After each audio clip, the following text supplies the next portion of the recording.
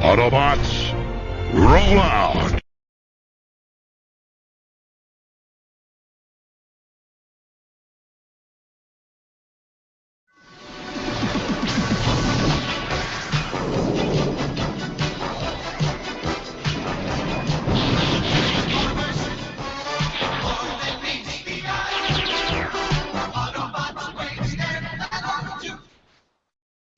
In a cold, faraway world, a battle is raging between evil and good.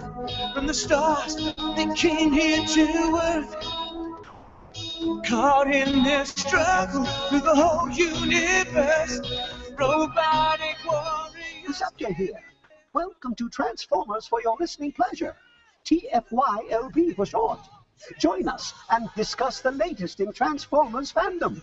And now, without further ado, here is Weird Wolf. Now, where did I put that chorus stop? Ratchet, can you take the chorus stop?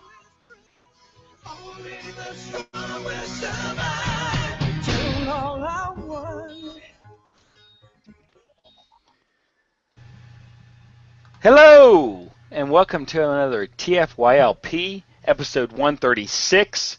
We're going to talk about vintage toys and whatever else comes to our fancy.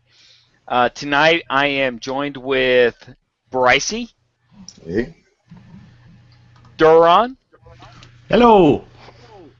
Tobias. Hello, everyone. Hyung. Hello from the world of the future. The future, that's correct, because he is ahead of time. I'm still waiting for those shoes from Back to the Future and the hoverboard, because you're in the future. The shoes are supposed to be coming out this year from Nike. They've announced. Nike has announced those shoes. But not the hoverboard. Not now. I want my shit now. Right now. Right now. Anyway. All right. Can't always get what you want. You know what? I've had many people tell me that, and I don't see it. I'm not talking about toys. Oh, wait a minute! Hey, see? I don't see that 1984 Lamborghini Countach out in your front driveway. So hang on one moment. Okay. Anyway, tonight we're going to talk about vintage toys. We're going to talk about collecting, how it impacts your career, your whole social quote unquote status.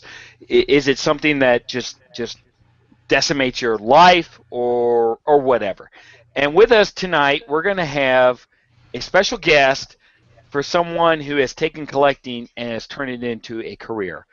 Travis Landry. Hey, thank you for having me, Brett. Crew, this is going to be a fun night. Well, I hope you enjoy it. You've had a lot of success in some shows lately. What shows have you been a part of? Well, I started out actually season 1 in Toy Hunter. I was just a regular cast member where they came to my house and looked at the toys I had. And then season 2, they granted me the opportunity to try to become a co-host. And people loved me, I guess is the best way to say it. And season 3, I became a full-time character on the show. And I can understand that with the beard and everything. I mean, you give off that Ewok vibe, and everyone loves Ewoks. I mean, come on. I mean, let's be honest. Yeah, you know what's funny is the beard is actually for my new show, PBS. They were like, we need to have you look 32 years old. That's my character on the show. I kid you not. My character bio for East Coast Antiques and Antiques Alley is a 32-year-old toy collector and dealer. That's half the cast plus. So, we're okay with that. Go ahead. And what's funny is on Toy Hunter, they wanted the complete opposite. I needed to be the young apprentice of Jordan Hembrough. So to have a complete difference in roles is pretty interesting. Well, I understand that because, helping out with TFYLP and hosting everything, you need a more mature, and so I let the facial go, and I said, but then when I do the shows and everything, I have to have a younger look, and I think I pull that off. I mean, everyone knows I pull that off all right. Yeah, I'm in my 20s, so I can understand that. I can relate. Yeah, it's mostly a credibility thing, you know? People don't want to be getting antique advice from a 12-year-old. So, well, I'm not saying I'm 12, but you know what I'm saying. I do understand, but yes. All right, so you've been behind the scenes of filming for something that a lot of us hold dearly, and we're not just talking about our show is primarily Transformers, but collecting in general, whether it be toys, records, whatever. Oh yeah. So, and you've projected that further into antiques, correct? Yes, absolutely. My new show, I don't just talk about toys. I talk about anything from Roseville pottery to 1800s American art. I mean, I talk about it all. So it's a quite large broad of items. Now, when I'm not going to say that you auditioned for the show, but when you went into this show, did you find yourself having to do a lot of research on certain areas? Because believe it or not, when I heard about your show and what you did and everything, I actually thought about Jeopardy and Alex Trebek. And there's a big, interesting article about Alex Trebek and about how he wants to know more than anyone that's on his show. So he dedicates his life to learning as much as possible about the different scenarios or topics. Have you found yourself doing stuff like that or anything comparable to that? Yeah, absolutely. I mean, I always find myself buying new books. I mean, especially even buying old books, because a lot of times when you get into like older antiques, 1700s bronze statues, all the way up, they were making reproductions back in the day. So you have to learn how to differentiate, a reproduction from a true original, because the reproductions they make today of stuff, you could tell they're cheap Chinese knockoffs, just like you could tell of some of the Transformers they make. So I always find myself having to learn and just keeping up with the times. And we'll actually touch on the Transformers aspect of that. I just thought it was kind of neat being in the, I guess for lack of a better term, business, about learning more than what could possibly come across your plate. And I understand that. Does anyone else have any questions in regards to the actual antiques and the stuff that he deals with at this point? And it goes silent. I had something right on the tip of my tongue, and then I'm like, you seen the light bulb go out? Yes. Well, living in Kentucky and everything, there's a lot of antiques in this area. The antique business is quite rampant throughout this state, or Appalachia for that matter. And because you get a lot of, I guess you could consider it like the Cracker Barrel type atmosphere. You go in and see this old stuff everywhere. I know I had a great uncle. He used to have a general store that basically turned into an antique store before he passed away. And just walking through it, as a young kid, I'm like seeing things, old toys. These little metal tractors from like the 30s and 40s that were so fascinating. It's like you just don't see that stuff anymore. You don't. And, a lot of the reason why you don't see it, actually, is, the old cast iron toys. You hate to say it, but the people that truly appreciated those type of toys have passed on now. So that's why, you see Transformers and stuff like that a lot more in the market, because the demand isn't there for those antique toys. And now, do you think it is a numbers thing that we're 20 plus years past? All right, this is the generation that appreciated that. Go another 20 years, and I don't know, Turtles or whatever will come into play. Or of course they're doing that now. But you know what I'm saying? Maybe 10 to 15 years, you start seeing trends. Now, trends based on age. Have you noticed that? Oh, absolutely. I mean, with everything. It's not even just toys. All collectibles are cyclical. I mean, you look at antique cars, the days of, the Model Ts and going on through the 50s, the Bel Airs, those aren't as hot as what, the 66 GTO, the 71 Plymouth Cuda. Everything across the board is cyclical. It's going to have its hype, and then it has its downward trend, just because the demand isn't there anymore. I agree, and I have. I'm a little unique in that I collect across different spectrums, firearms, guns, this, that, and the other, cars. And I have noticed that a lot of the 60s and 70s of cars, while they were popular, have really, really hyped up. And I think you're correct. I think that everything follows a trend.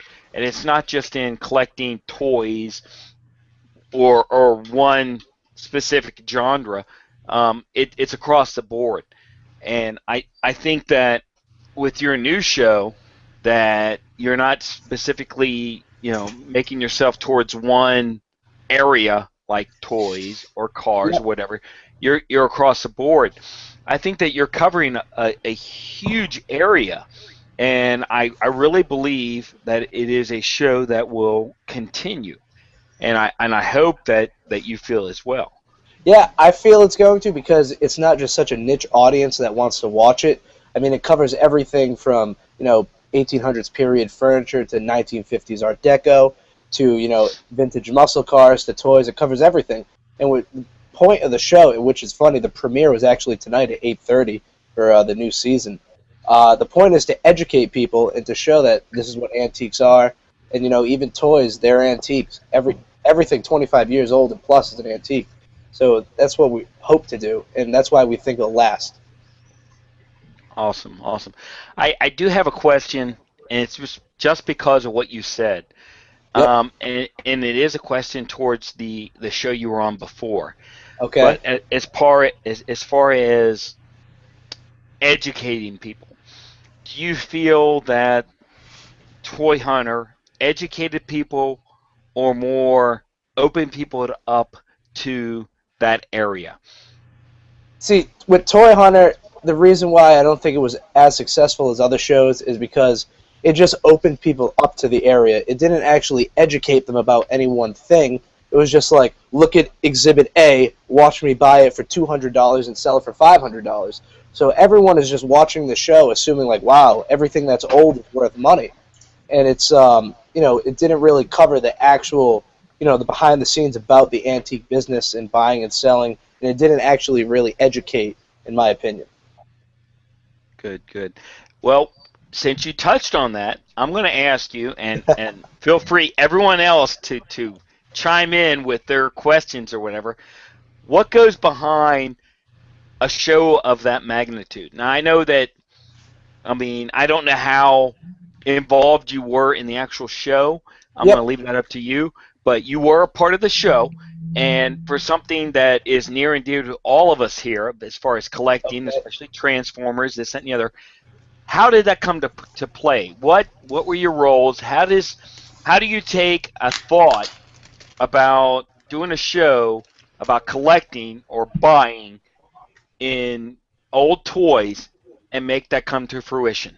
How does that work? Yep. Well, actually, I was involved on the production end quite a bit, because the producers of the show and everybody else, they don't really know toys. They're there to make great TV. So they would have to look, to myself, Jordan, Steve, to, find out what's a good topic to cover. And basically, you would give them the information, and we would seek out people with these collections who would be willing to go on TV. So most of it, when you see us, it's not like we just casted a person to say, here's 500 toys. What you saw on camera was people's actual collections. Now, some pieces here and there along the way, yes, we found them in one house, but we placed them in a different house to, for the dig. But that's just to help along the way of making great TV. Now, that was the other question I was going to ask. Now, a lot of people are shaking their heads and ready to go because you've got two sides when it comes to a show of this this magnitude, and I use the word magnitude because you're talking about an area where all of us do. Yeah. You know, there's not one person here that doesn't go out and try and find that one awesome dig. You found something that's worth $100 and you found it for $5 and you love that, and then you go and you squawk off to your friends and your girlfriends if you're so inclined, and all this and the other. So I mean, I understand all that, but to have a show based on that, you have to set it up. You have to make it to where that happens. Every, I don't think it was Wednesday night at 9 o'clock or whatever it was. You have to make sure that happens every time. Yep. And that includes staging. And unfortunately, you have those that were just really, really against that shows a negative aspect of the collecting market, even though we've all done it. So, I mean, my question to you would be, you have staging. You've already admitted to that. We all know that. Yep. But the whole reason for the show was for entertainment. Exactly. And so, with that in mind, tell us when you go to, and I'm trying to remember one of the episodes when you were involved in. You were at the Star Wars Celebration, were you not? I didn't. Oh, man, I actually don't remember the exact, but I didn't go to Celebration. I may have been part of that episode going on. I thought you were part of that episode to where you were trying to sell a flag. The 12? Oh, yeah, the USS flag. We went to C2E2. That's it. Yeah, exactly. Okay. I mean, hey. Everyone here. I mean, I might be old, but I remember a little bit. Yeah. All right, so there you go. You probably invented Migos or something. I did, damn it, and I wish I had a residual. Bam! Anyway, go ahead. But that C2E2 episode, what's funny is that was actually my first true episode being a co-host. And the way that worked was, a little behind-the-scenes action. The guy we went to his house in Gardner, Massachusetts, had a sealed USS flag. Now, we used it as the prop. We filmed it. We said we bought it. But the truth is we actually already had one from a previous collection that we didn't get to film. And basically the reason why, we didn't bring our own and why we found that guy is logistics. I mean, that's a huge-ass toy. So shipping that from New Jersey to Mass, then shipping it from Mass to Chicago, that would have been crazy expensive. And you got to think cost on the production side of television. So it makes sense to, have that small bit staged, but really at the end of the day it's not, because that guy does have that piece. And it's really there. It's just that's not the one we actually bought. Now, well, let me ask this. Okay. Does anyone else have any questions at this point? Come on. Did you actually have any researchers besides you guys? No, it was no. It's really we based it off of my knowledge, Jordan's knowledge, Steve's knowledge, Dave's knowledge, and anything we did have to look up. I mean, we'd have to look it up because you can't know everything. I mean, it's impossible. It's not like they had me on the cast. Yeah. If they had you in the background, everything would be okay, right? Exactly. Yeah. All right. Yeah. So when we had to look something up, we looked it up. But 9 out of 10 times, we knew enough to, make the episode and make it a credible source of information on these toys. I did watch. Hang on, I'm getting coffee. I did watch a YouTube video with Jordan where the guy that was interviewing him, they were talking about like a couple Batman toys, a Doctor Who toy, and then there was they had a Japanese VSX. Yeah. I'm very aware of the VSX because that was all my doing. But the thing is during that clip, Jordan said that if you notice, it says Cybertron and Destron. That's what Optimus Prime and Megatron were called in Japan. I'm sitting there and I'm like, no. I know. Yeah, I know. And well, wait a minute, real quick. To preface it, that you had told me once before that they brought you in because of your knowledge. That's correct. And you also said before that not everyone knows everything. And while we may know a lot about Transformers, some people may know more about other areas, but not Transformers. So what do? They bring someone in that is more educated in those areas. And I think that's what you said before is why they brought you in. That and your when the first episode where they brought you in based upon well, I'm not gonna say your accreditations, but the events that led up to you being on the show. Yeah, when I was brought in, Jordan, Transformers and Jordan and Steve, that's not their area. They know a lot about 70s, the Star Wars, Mego dolls, $6 Million Man. And, being with them, I learned a lot about those toys, but I have a slight fraction of their knowledge. When I came in, I was there for basically the Transformers and for everything Japanese, Jumbo Machinders, a lot of the die-cast Godaikins in the United States. That's really my niche knowledge, and that's where I was able to be an asset for the team on the show. That's awesome. Real quick, let me just say, hi, Don. How you doing? Apparently, a deer run into a net line somewhere out in the woods because. Are you sure Massey didn't attack you? And I'm thinking Massey attacked. And Travis, just so you know, Don has this attack cat that will attack. So if we have technical difficulties, especially on Don's end, it's Massey's fault. So, that's just how it works, and we're okay with that. Massey's our official mascot. Don, since you were late to the cast, I'll dock you time later. We have Travis here with he was with Toy Hunter. He's got his new show, and my question to you is: do you have any questions for him? Well, actually, I was going to ask about the antique show because outstanding. That's what I did before I started working regular work. Is my father dealt with furniture. My mother old furniture. My father did. My mother did Mount Alexander dolls and things of that nature. Depression glass. Cut glass. I got some pieces of carnival glass myself left from the collection, and I've got some of my father's cut glass that he's left us now. So is Mom. So is your show going to have like a focus on specific? Like, are you going to do assault glaze?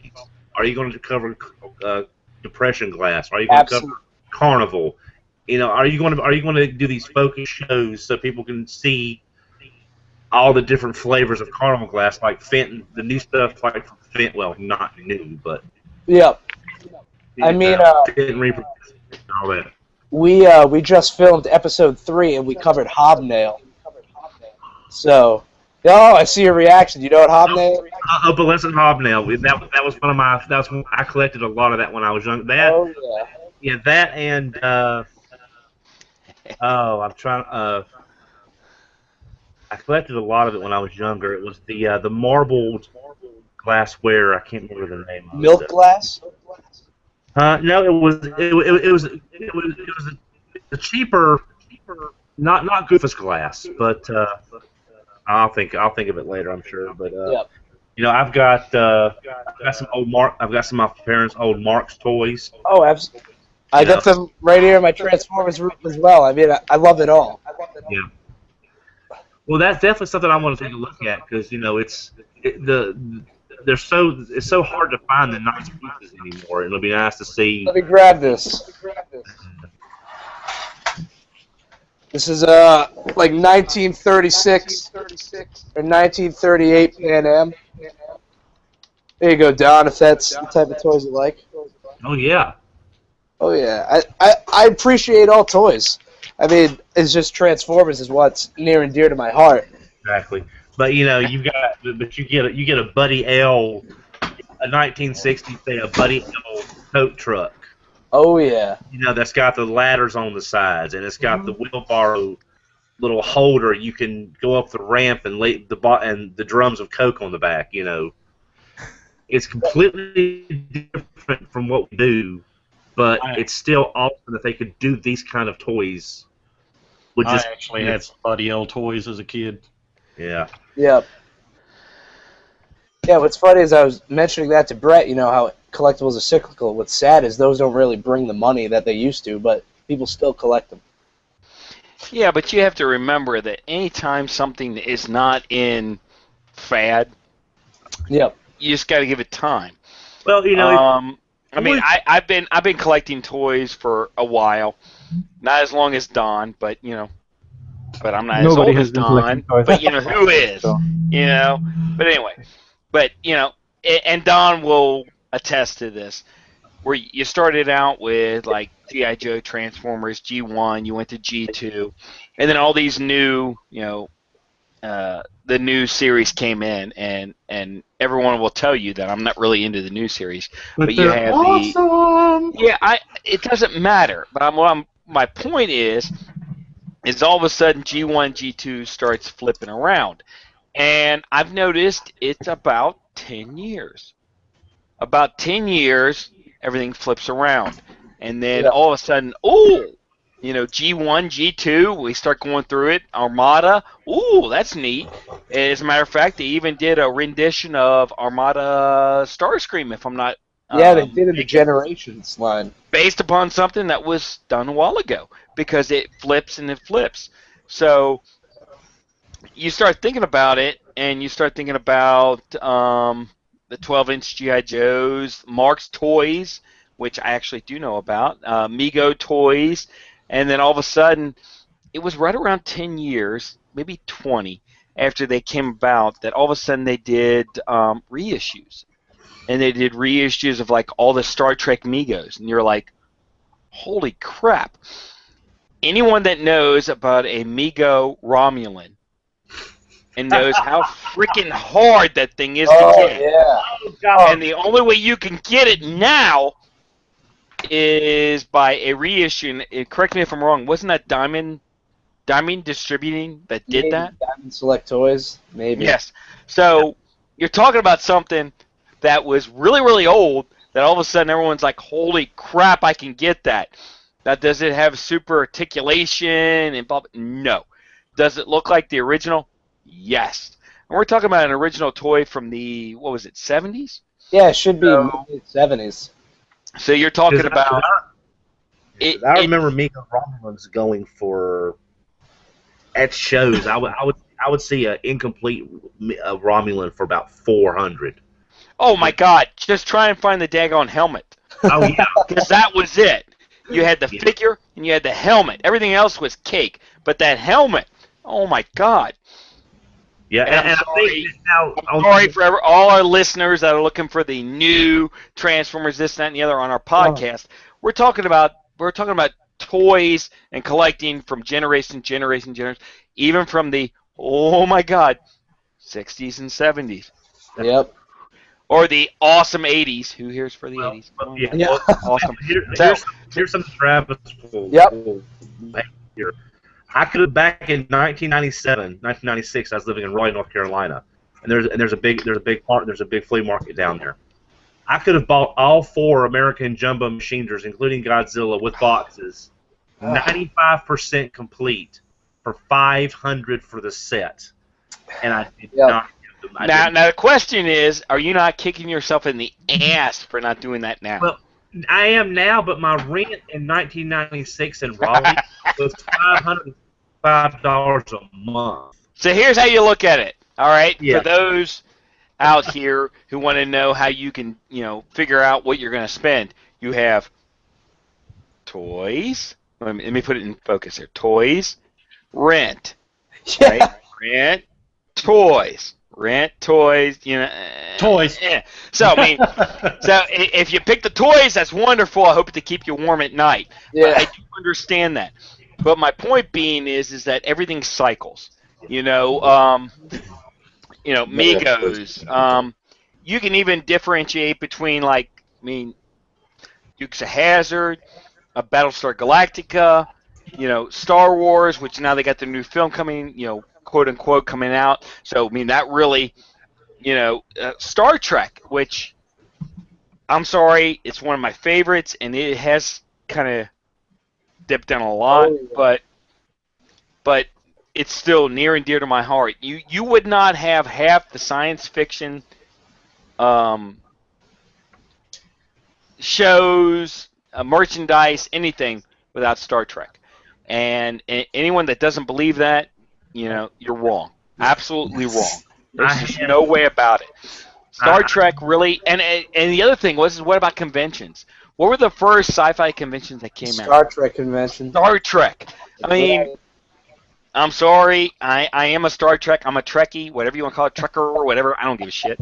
But anyway, it all comes back to the same thing: toys.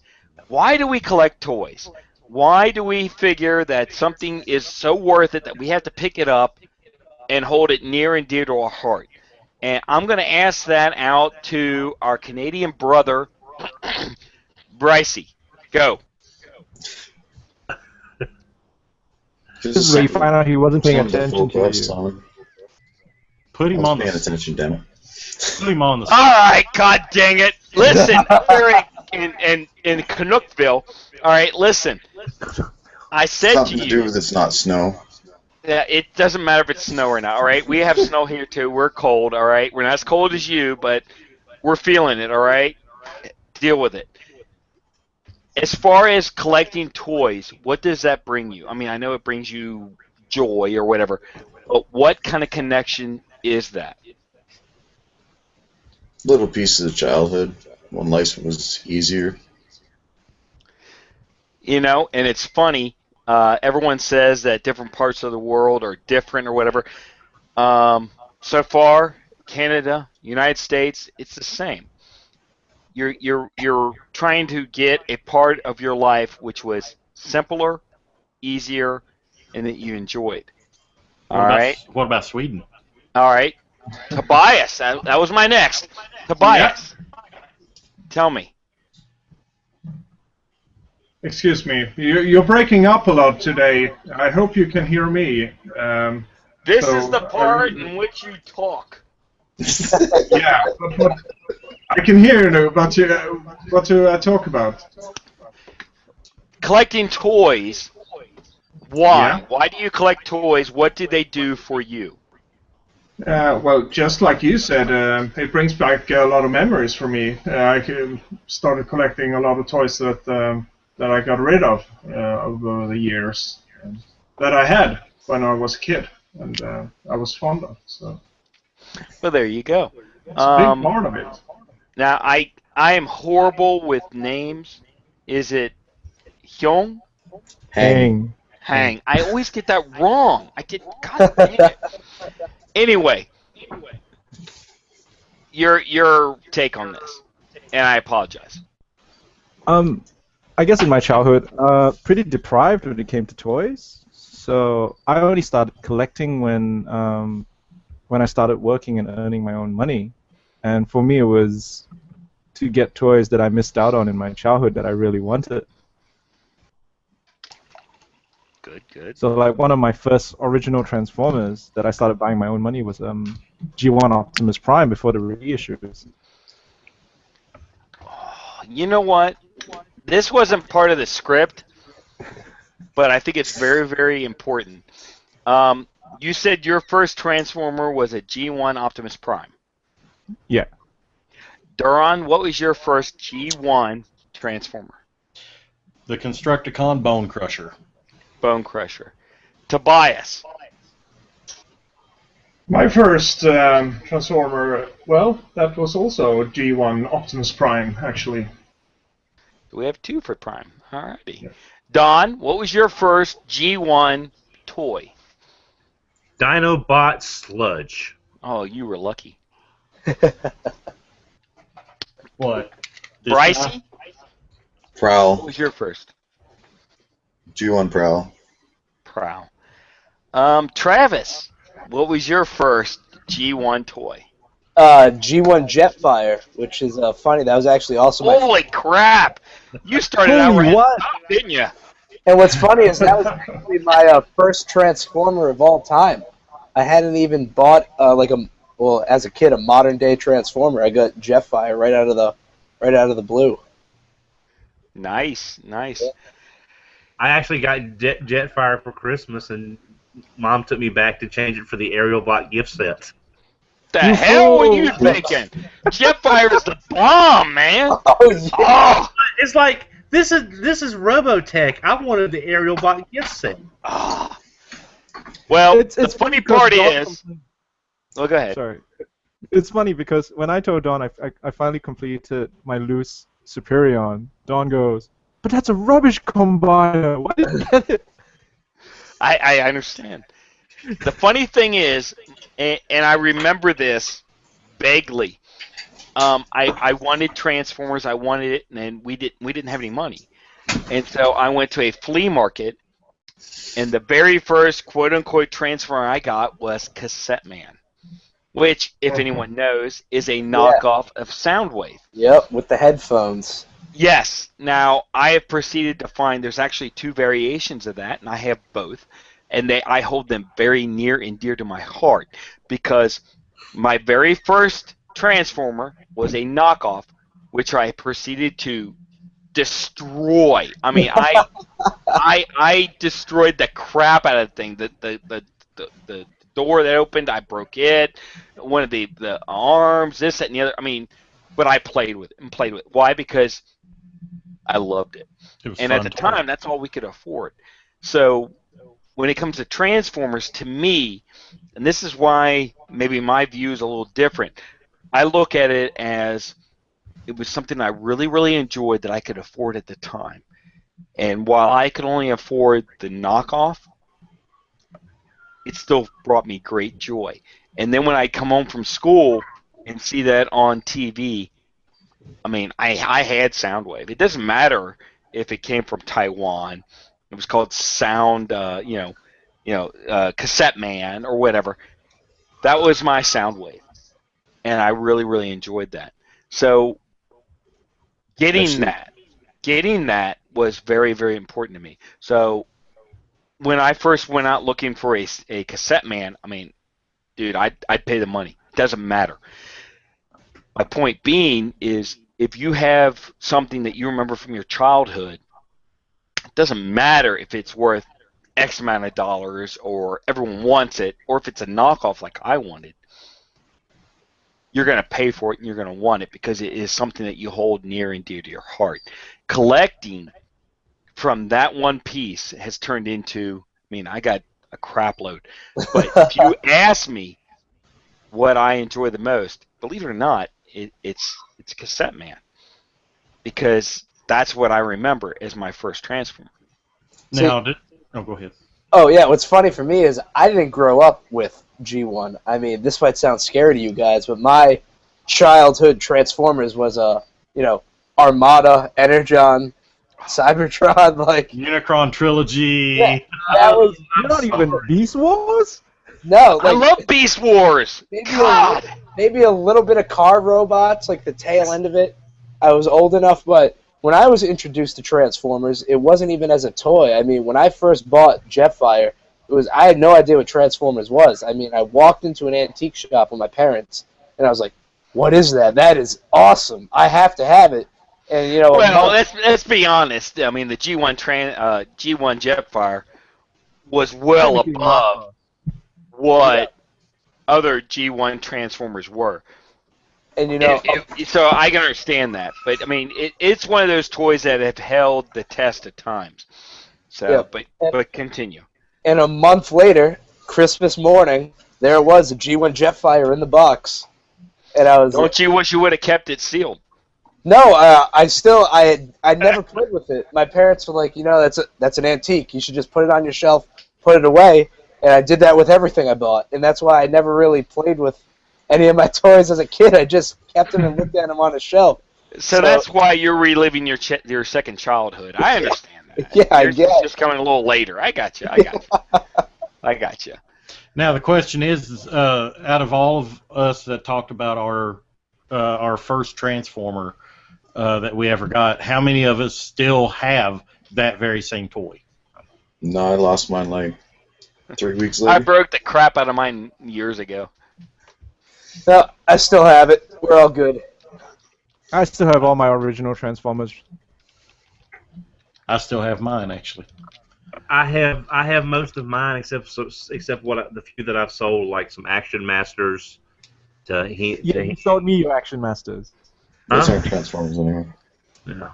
Yeah, I have the one See, toy. your dreams now become his. How that works? The one toy I beat to hell as a kid was the Cybertron Hotshot, and I still have that. But it is so gone. I mean, it can't even stand anymore. The knees are so loose.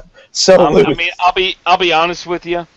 My cassette, man. I mean, seriously, I remember the cassette door broke, and I used it was actually modeling clay. It was very similar to what's that called? This stuff, this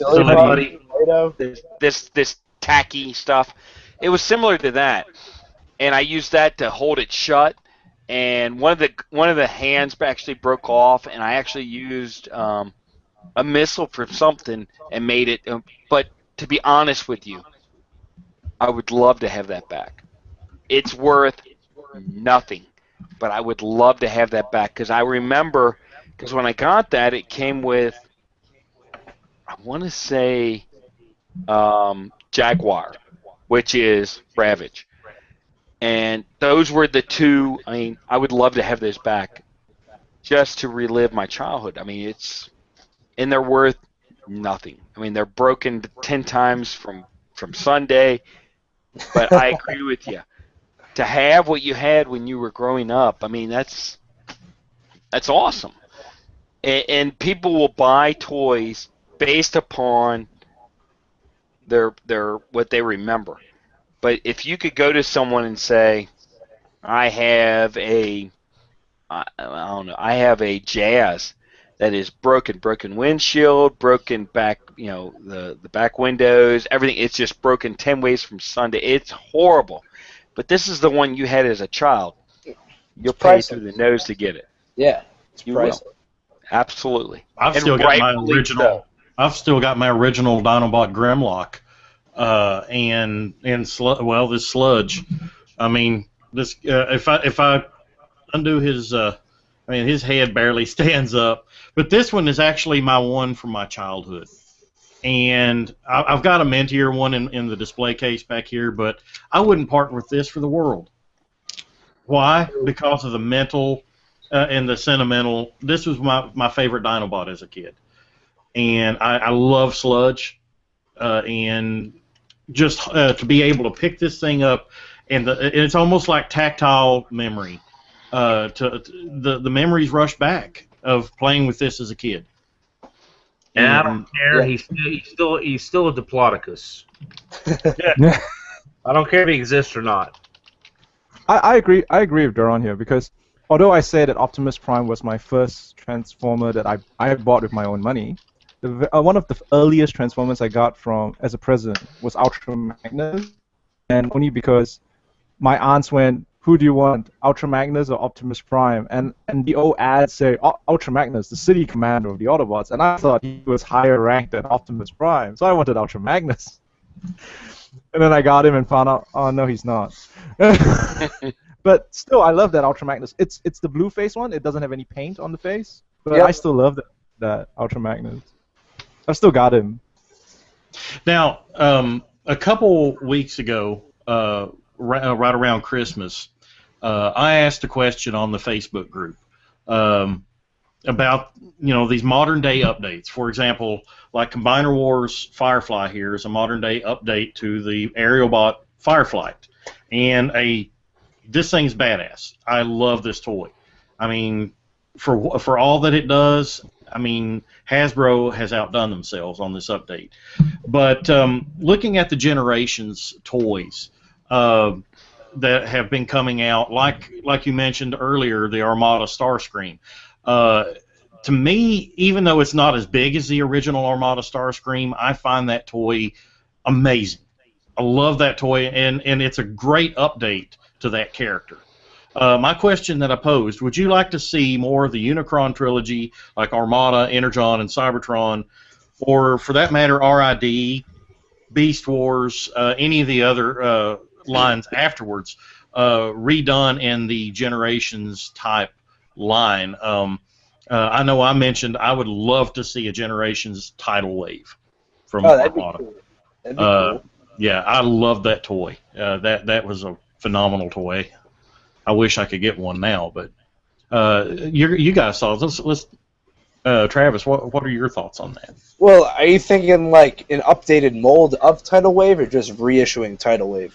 Well, reissues is one thing, but like the Generations, you know how they're taking classic characters over the last, say, history of Transformers, and they're basically taking that same character and redoing it, and it's still that same character. Oh yeah, I think that's awesome. Why not give what the collectors want? What would you, what would be one character that you would love to see updated?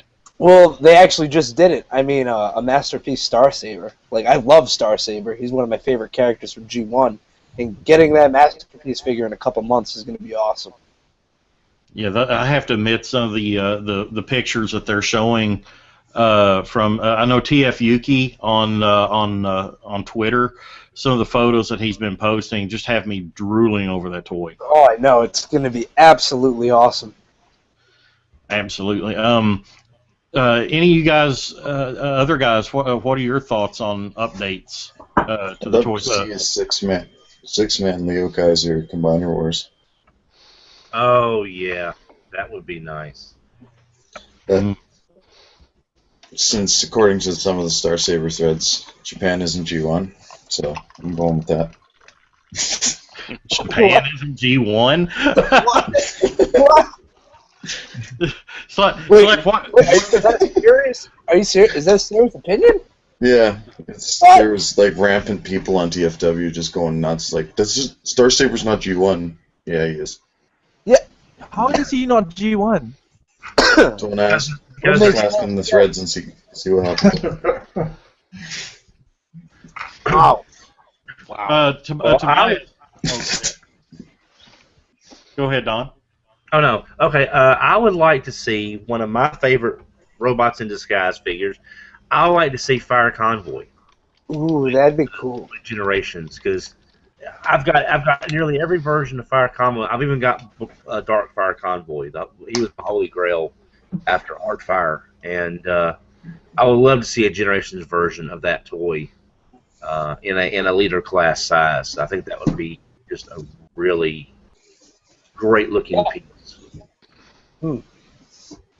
You see, I was going to say Fire Convoy, but I have to admit I would really like God Jinrai. Oh, God Bomber with the Super Jinrai, like as either Masterpiece or like even a Generations figure, like a Legends figure, I guess, Generations figure. That would be good. Well, speaking of TFYLP, wasn't there some sketches of that recently surfaced of a God Jinrai that could possibly be the next Masterpiece unveiled? Really? I didn't see that.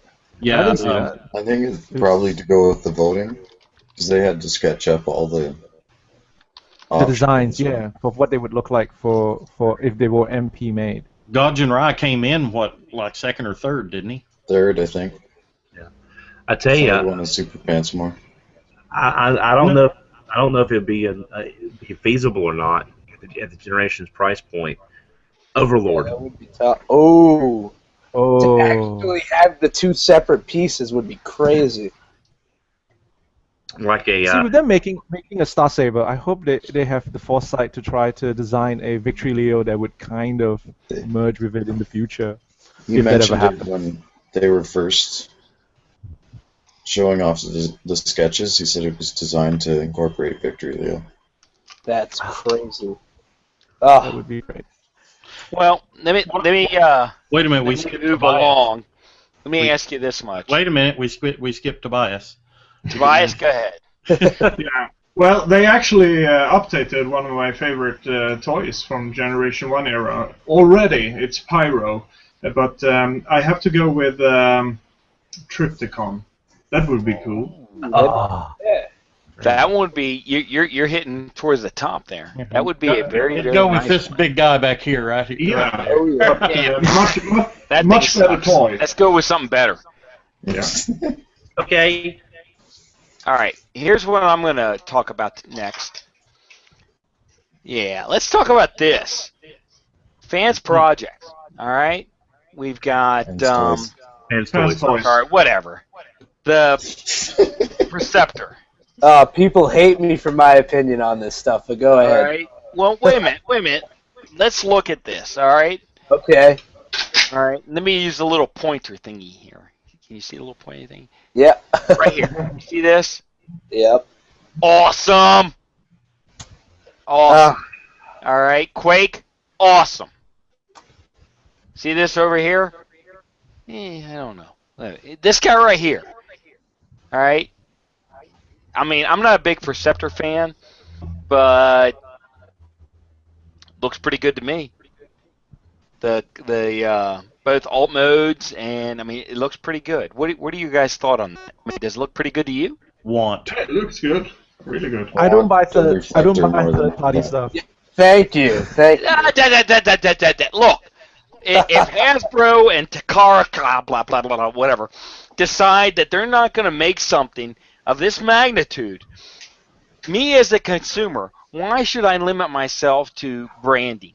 Branding of Hasbro, branding of Takara, whatever. You can't deny that it is the character.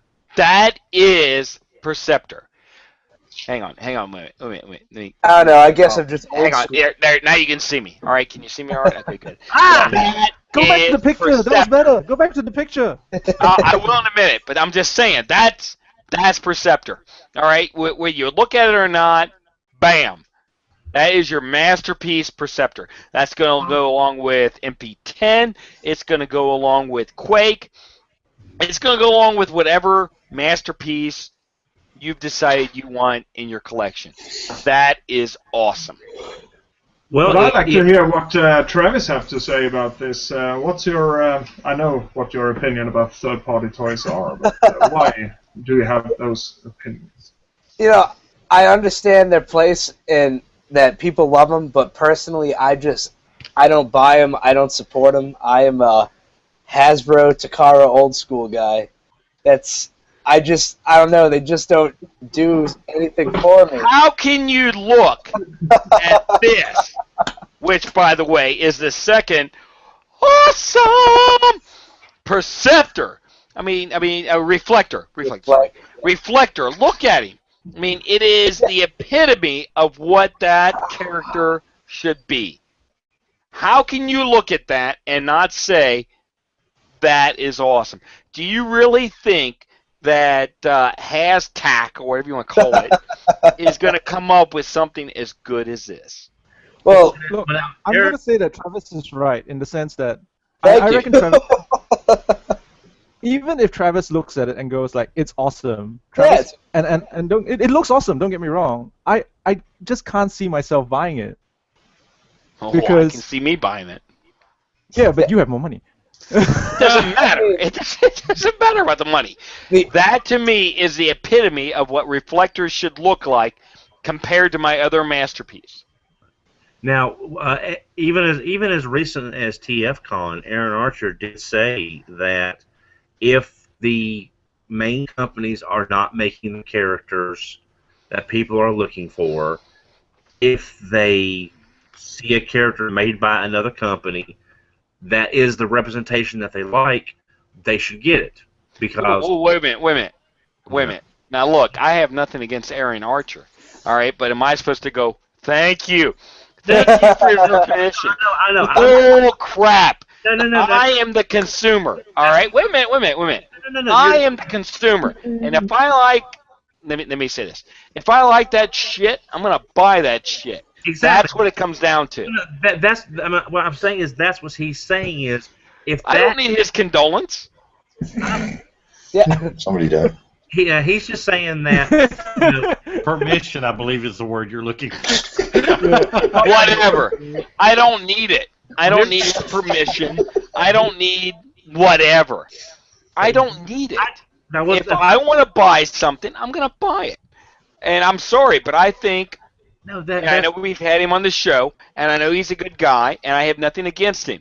but I believe that statement was misspoken by him, because if anyone thinks that we need their permission to buy something, they're full of shit. It wasn't that. That's not what he was shooting for. I think once he's got out of the Hasbro environment, he saw that there was some niches being filled by the third parties that Hasbro just could not at the time. But Didn't he have City Commander on his desk? Yeah. the reason I'm saying that is because it's like that Perceptor. I like that Perceptor. Am I going to buy it? No, because I don't have that much of a attachment to the character to need a better than the G1 version. Quick How switch. can you get better than the G1 version? Come on. So, It's a working with a block. Doesn't matter. but I now, agree. But now on the converse side, look at Quick Switch. The G1 toy is absolutely terrible. I'm sorry. It's just awesome. not a good toy. Best toy ever. But I'm saying... This is why none of us listen to you. Damn! All of you... Holy Nike! I am going to clone Massey and send each of you a Massey.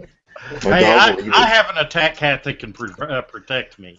I am good. All right? I'm okay. I am okay. Send that cat. That's okay.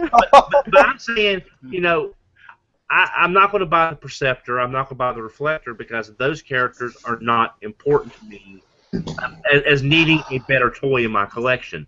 The Quick Switch, I will be getting that because I want a better version of that character and make toys. Let me ask you something. Has a character? Wait a minute. Let me ask you something. 6-9 has a character. Who came first? The chicken or the egg? No. Reflector or Devastator? In the show. Reflector. Yeah, Reflector So came was first. he not the first combiner? Oh, But but technically. yeah, Yes, he technically, was. I Okay. rest my case. He deserves the status of being I'm not masterpiece. saying. I'm just. You were saying how, people are attached to characters and they want Correct. versions. I'm just saying. You're correct. Yeah, I'm just saying that for some people, the character attachment is not worth spending the money to get the more recent version. Even though it's a better looking version, they may not want it. But that's the good thing. We are living in basically Transformers Nirvana right now. We've got combiners. Nobody's got a shotgun, right? We've got third-party combiners. We've got great masterpieces. We've got new fiction coming out with Robots in Disguise. So, right now we're living in Transformers Nirvana. That's me. Holy crap! If she could unmute her mic, she would be live. Can she not Unmute her your mic? She mic. looks like she's in Target. Unmute Looks like she's your ready to spend mic. money. Damn it. She get it? No, she didn't. No, she muted us. You know what? Half of our guys, I would too. Let's see. Unmute. She looks like she's standing in front of the turtle section. Yeah, that's a target. I can tell by the pegs. That is I see Transformers now. Now, if only we There could you go. hear her. Everyone do She's gonna this. show us all the Combiner War stuff, isn't she? I think I saw some packages. I may have. She shut herself off. She said, "Screw you guys! I'm going home." All right, so we'll see what happens with that. It's a TF. Don, Yes. we have one of our listeners, Scott Holmes, that said you need to mention to Travis about RC. This comes from a listener, so you must do it. Someone doesn't know. Wait, what? It What's says the question? right here. Have Don ask him about RC. Okay, what about RC? I get. Do you like the Generations toy? Have you picked one up? Oh, yeah. You know what? I like all the Generations toys, but personally, I don't buy retail, so I haven't picked one up. I haven't bought one. See, then Scott maybe. Did you get the mic unmuted? I didn't mute it this time. I muted it last time because I thought I could unmute it, and I couldn't find out how to unmute it. So. Well, that's wonderful. You're in front of turtles. Shift over or something. Do something. Well, I was looking at. I can't look at the Transformers this way. Now I have to look at the turtles. I see robots in the sky. Yeah, there's Rid up here. Both the, I guess, what would be the Deluxes and what would be the Legion class. They're $14.99 at Target. I know it's not pretty. Yeah, TRU 16 and Is that just all and the I'm prices not seeing gone any up, or? Combiner Wars. Oh, and Tobias is laughing at us like $16.99. Yeah. Hangs probably laughing more. I think they were up $30.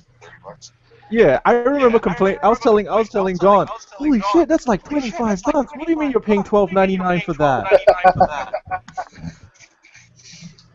I like this section right here. Robot hero! Robot hero! Yay! Rescue bots! It's a TFYLP.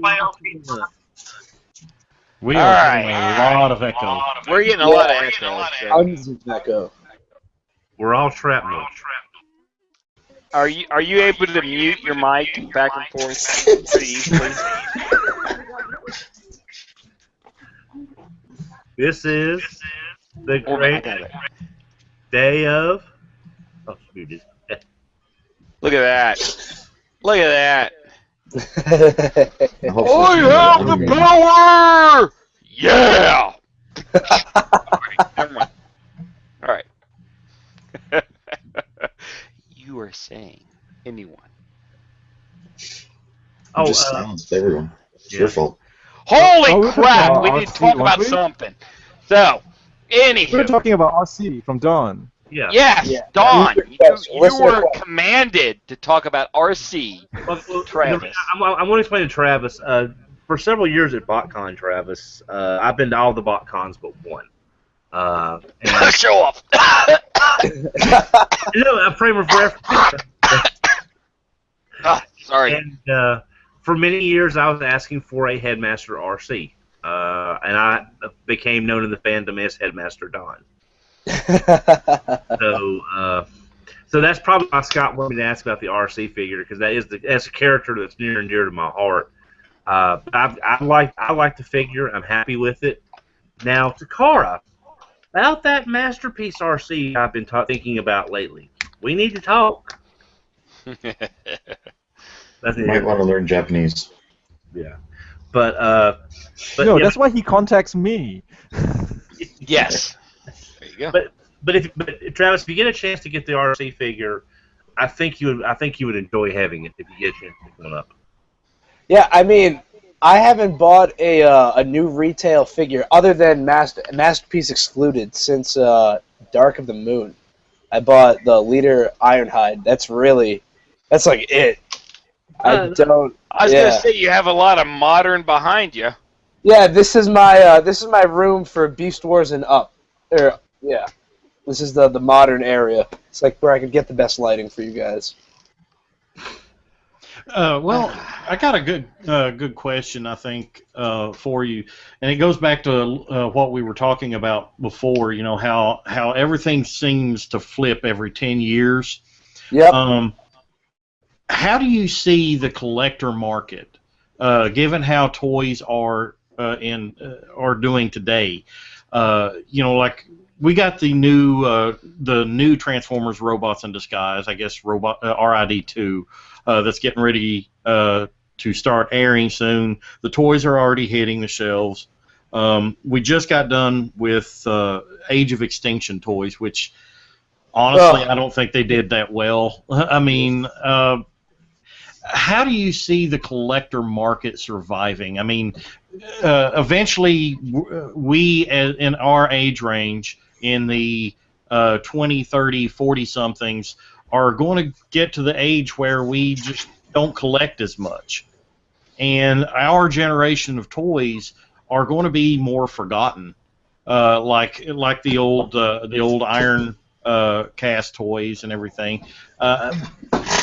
Do you see today's kids becoming the same kind of collectors that we are? What would fuel them for Transformers specifically?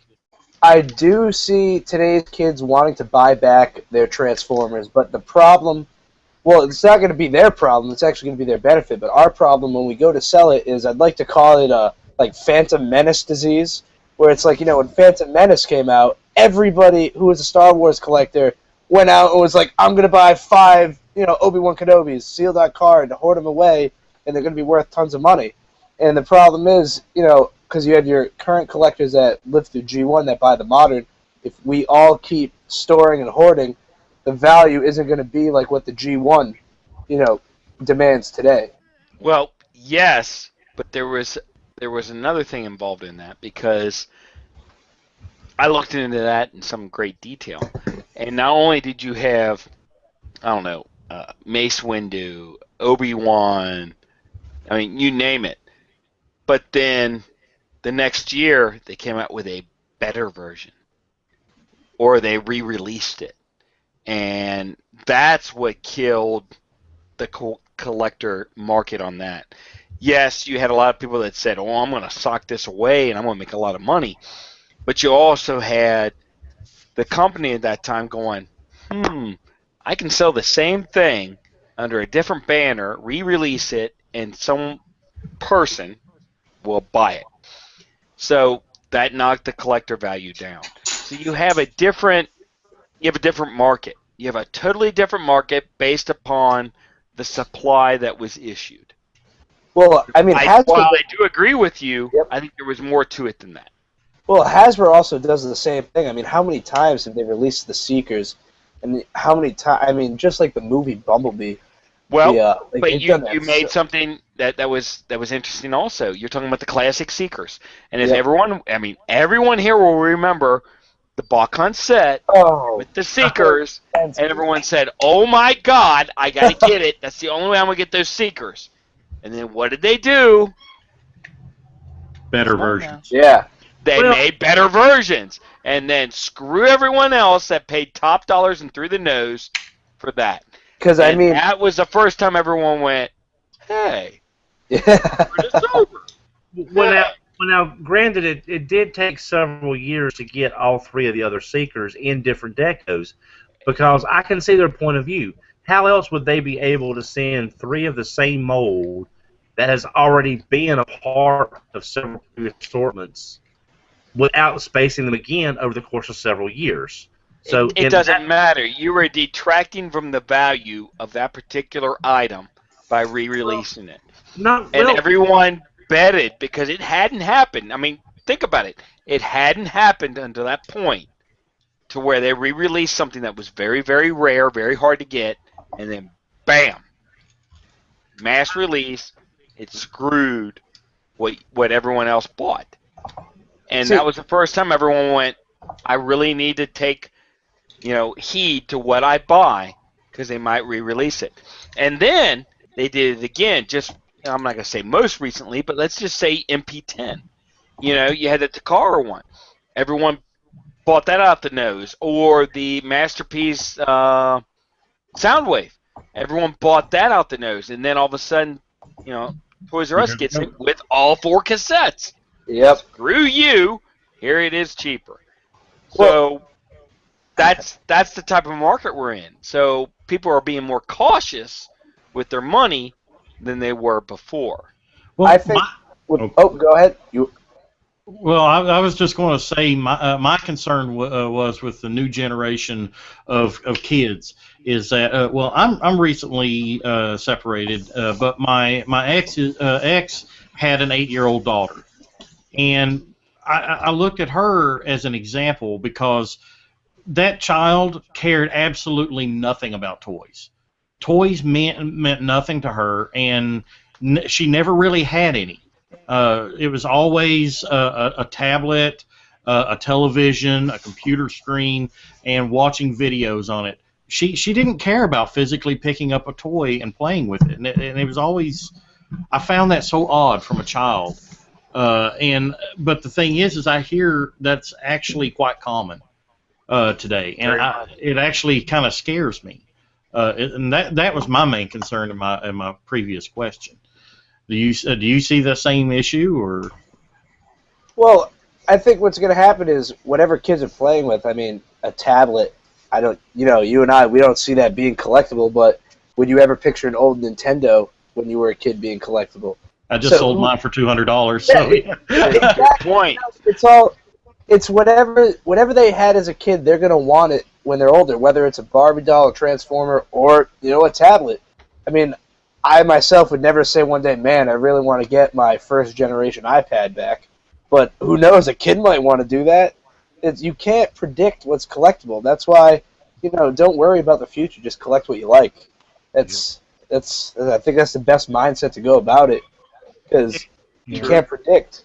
And one thing to keep in mind is that toys today are produced at a much accelerated rate and quantity versus what I had growing up, versus the earlier stuff that I mentioned to Travis about that my mom and dad collected. That stuff was made with for several years, and then it was destroyed or tore up or given away or sold or whatever the case may be.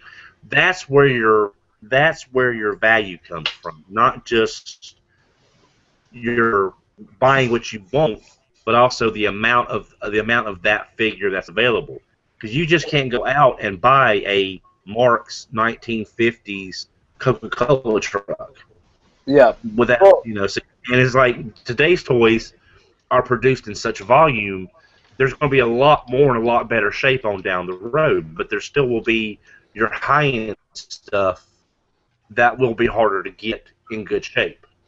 Well, that's why I could see the the U.S. masterpiece stuff down the road being collectible, because your average parent doesn't want to drop $70, $80 on one toy for their 5 or 6 year old. So that's the same thing like Brett mentioned when he was a kid. He couldn't afford to get the Ford Max. So it's the same thing. If you couldn't afford to get the masterpiece Grimlock as a kid for $89.99 or whatever they went for, I mean that's how much they were around here, you're going to want to buy that back. So, and they produce them in a lot less quantity, I'd imagine. I mean, you walk into Toys R Us, you see maybe 1 to 2 each of the masterpiece when they're released. That's what I get in my area. I don't know what you guys experience, but well, a lot of that the reason for that is scalpers. They're going into the stores as soon as the store opens and buying 3 and 4 at a time to scalp on eBay, and at least that's what I've been seeing in my area. Yeah, like I don't find anything new. That's for sure. No, and I'm waiting for the Year of the Goat Soundwave. That thing looks cool. Yeah, that does. Soundwave. Nobody wants the Prime, and I'd much rather have the Prime. I want them both. I want them both. I do. I want them both. Yeah, the masterpiece and whatnot. I usually try to buy 2 of each. Just to sit on. Now, well, I forgot my question. Go ahead, Brett. All right. So, I'm going to go into a personal aspect. Okay. Chill out. It's okay. Are we old enough? Believe it or not, Change the ratings. even one such as myself, who is immortal and ever living, has a birthday. So your mom. Yeah, I was gonna say. I'm okay with that as long as I get to live forever. I'm good. Spirits of evil. All right. Transform his decayed form. So, anyway, so I had a recent birthday, and my significant other, she decided to get me something. And if you happen to have a wife who knows you as well as I do, I got this. Ooh. I got the Hulk number 340. Very nice. Graded 8.5. Now, very, very near and dear to my heart because 181 I wasn't around for that one, which was the first appearance of Wolverine, and then they actually did a second one with the Gray Hulk and the brown costume Wolverine. So I was really wanting this one. So I got this for my birthday. So I mean, Very do nice. whatever you want. I don't care. It's mine now. So my point is, other than that, I have something that you don't. Is your significant other? Let them know. Let them know what you want, and you'll get surprised, like I did. So I have one. Anyway. I always told my significant other, and I always got socks. I was told Well, day one, there's no to tell you the socks truth, I would in be present. Here's what I was told, okay? When I took a psychology class back in the medieval times when I was in college, they said that if you asked for something, it was part of what you were needing, of course. And if you were asking for socks, that means that you had dirty, stinky socks. No, So, I didn't ask for socks. I just got them. Exactly. So what does that mean? Transfer it around there. It means that you had dirty, stinky feet, and she said you need socks. So if you ever get underwear for your birthday, wash your ass. That's all I'm going to say. All right? I'm going to be blunt. So what you're saying is that I have swamp ass. You might have swamp ass or swamp feet, whatever. If you're getting socks and underwear, take a shower, wash your ass. I mean, all right, I'll go right now. Find your there we machine go. over there. All right. But anyway, and by the way, that was our, that wouldn't be public safety or whatever. It's just, Public it's just the service. proper way to be. Yeah. Just be that way. And And now we you- will actually integrate this into the, when you go to a convention about washing your ass and the stinkiness and everything, we can put that right into it. And we already did that, so you know about that. So, in any case. I got a question. What do you think about the collectability of convention exclusives? Yeah, that's a great question. That BotCon, they did it right for the collectors in the beginning, and now they're doing it right for themselves because they're producing more than what the demand is, especially for for the resale value. Because there hasn't been an extremely valuable set since Shattered Glass, and I believe that was the year they had a production issue where they produced less sets than what was originally planned for, and they had to sell the 05 set as a backup, correct? Wasn't that what happened? Correct. Oh, wait. Yeah, that's my favorite set, too. That's awesome. That's the bomb. But now they produce, what did they produce last year? 2,000? 25? How many they...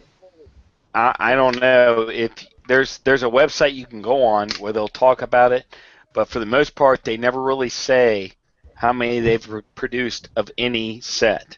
Well, and I think part of the reason is because what you're talking about.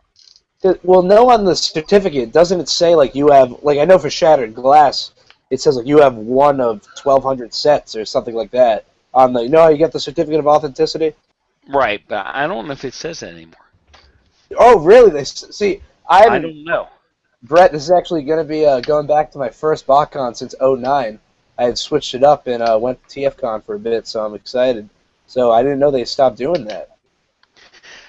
I don't quote me because I can't remember, and I don't have any of them nearby where I could check. But I do remember that the numbers were never released of how many. But there was a guy called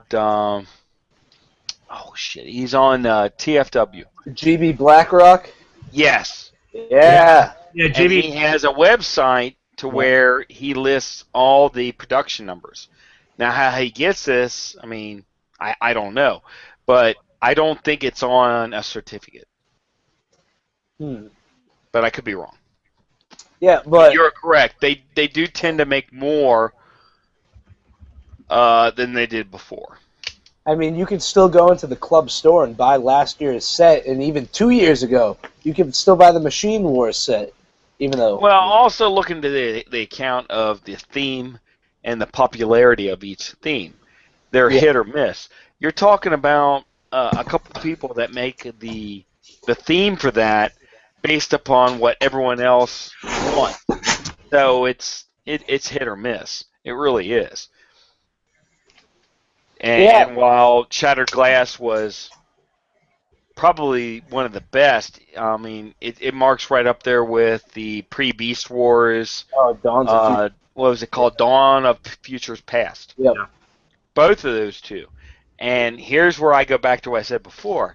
The Games of Deception, which was right in the middle, 07, was also a big hitter until they re-released those figures in better forms. Yeah, because what's funny is 07 was my first BotCon I went to, and it was because it was in Providence. I went as public admission, so I wasn't able to get the set. And I remember going home; they were going for like $1,200, and now you can get one. I always monitor them, and the last one sold for $360 2 weeks before Christmas. Yep. Now, granted, that seems a little low, but I still think for $450. Which considered $1,200, that is a considerable loss. Oh yeah, I mean I think Shattered Glass based that all upon the fact that they re-released them. Yeah, and I think Shattered Glass is still the most valuable, right? I don't know. That one is kind of tied with Dawns of Future Past. Depends on who's really looking for what. The pre-Beast Wars figures are still very popular until they re-release them. Yeah. Yeah. So but I agree with that. You do see them generally holding a higher value than, say, a general release toy. Yeah, I do because it's so limited, especially the older BotCon exclusives like the '95 Night Racer, the '94 Break. Well, the '94 Breakdown's questionable right now, but there's the '95 Night Racer and the '96, especially like the Fractal and Rack Pack set. That's an awesome exclusive I'd like to find. I see those always holding the premium value they bring. Sure. Well, but you're talking about something that was before they actually considered it to be very, very collectible, and they limited the numbers, which is what you talked about before, limiting the numbers. Yeah. But, all right, my next question is going to be G1, which can float into Japanese or what have you. Anything pre-G2. What's your favorite? And I'm going to start on my screen from left to right, and I'm going to go with Mr. Mute, Brycey. Single toy. I said single. Alright. Go with this guy. Definitely my favorite single release. And for those that are listening... Overlord. There you go. A G1 Overlord. And why? Why would you consider him to be your favorite? He's a Power Master. It's my favorite subclass. You actually like that Power Master crappy gimmick, right? Better than the Target Master or the Headmaster. You were all about the Power Master. Well, it's Brain Master all the way, but keep going. Shut up. Anyway, he had boobs that popped off and became guys. All right, let's be honest here. 2 vehicle modes, base mode, imposing robot mode. And you don't think the fact that he's incredibly hard to get and most sought after and very expensive has anything whatsoever to do with the fact that you like him? No. Good enough. All right. Screw you. Don, go next. Okay, probably along the same lines of Brycey, but I'm going to go with Fortress Maximus. Ooh. Okay. Real quick, do you think that the Encore version had anything to do with the fact of you liking it or disliking it now that everyone and their mother, and, you know, anyone's mother can have it, has one? I'm glad they reissued that figure. Now, I didn't pick one up. I have my original Fortress Maximus, Brave Max, and Grand Max. I've got my originals. But everyone needs that mold. And at the price the Encore was, I'm glad everybody was able to finally get that mold and enjoy it for what it is. But I'm a big Headmaster fan, obviously everyone knows that. And that was just the one that I wanted the most when I was younger. Being 16, 17, 18 at the time. But that's probably my favorite G1 figure just because he's just a great. He's a brick, but he's a wonderful brick. You're correct. I agree 100%. Natsume, can you unmute your mic and go? Yay, I did a thing. You guys can hear me Yay. now? Yes. Hopefully my internet's not too bad. Yay. She's saying, Mega Mus is the My best. internet is I love him so horrible. much. I'm not He gonna does so forget. much for the community. See, I can understand her. I can lip read. So I got this. Did her internet just die on us? Okay. I think she did. I think there's a lag, is what it is. Yeah. I like All right. my answer better. Tobias, you're up. Yeah. Well, you didn't give her a chance. She'll come back. We'll come back to her. See, she just died. She's gone. Right? She already said I was the best. What more do you need? Tobias, go. I'm in charge here. Damn it, go. Okay. Well, my favorite, as I mentioned before, is really Pyro. It's an obliterator. What's it called? My English Obliterator. sucks. Yes. Yeah. I actually kind of like the name, but whatever. Good. Yeah, I like it because it's emergency truck designed Right. for airports. So yeah, I had a thing Really for like that. when So I the was fact- younger. So the fact that it is made of GPS plastic and breaks apart very Yeah. easily, and very little of them are made in the world, you still like it because. Yeah, it's because of a GPS. I agree. Wait No. till you hear mine, because I'm going to be But- honest. But go ahead. But wait for it. When I had this toy initially, I transformed it numerous times, and I still got the original toy, as a matter of fact. But when I got aware of GPS, and everybody showed pictures and videos of Go Plastic Syndrome, that Beast Wars toy that crackled in someone's hands. And so Oh, Razor It probably Beast. would have been the Transmetal Megatron Or Razor It Beast. was, or Randy. Razor Beast. Which is Razor Beast, Randy. yeah. And since then, I haven't transformed Pyro, sadly. But I got one recently, I got actually. lucky. Well, good enough. All right. Excuse me, what did you say, Brycey?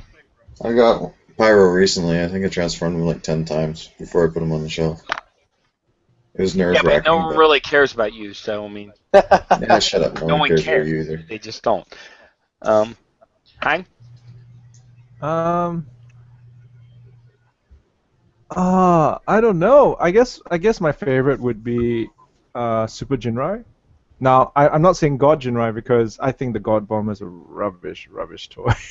But It was kind of The neat. The Super- transformation was kind of neat. Well, it basically just became platform shoes for. Doesn't matter. the It's still prototype combined was with him. so much better. The prototype I mean, was so look at it. Whoa. Look at it. You're talking about an existing toy. Now, whether or not they made it this way or not, but the way we looked at it was an existing toy, and they added something to it that made it better. So, I mean, that was the first time, in my opinion, that you were looking at an add-on kit. Yes or no? I mean, that's basically what he was. He was an add-on kit. Now, in Japan, maybe they sold them both together from the beginning, but we never got that. We always had Power Master Prime, and then this one came later. No, that's fair enough, I guess. It's just a different way of looking at it. Now, from your perspective, it was did they come together? Were they both initially released together, or was it No, Prime Power first Master. and then afterwards? Because at the time of Master Force, or when I saw the toys, I was still living in Singapore, and Power Master Optimus Prime arrived about a year before Super Jinrai arrived.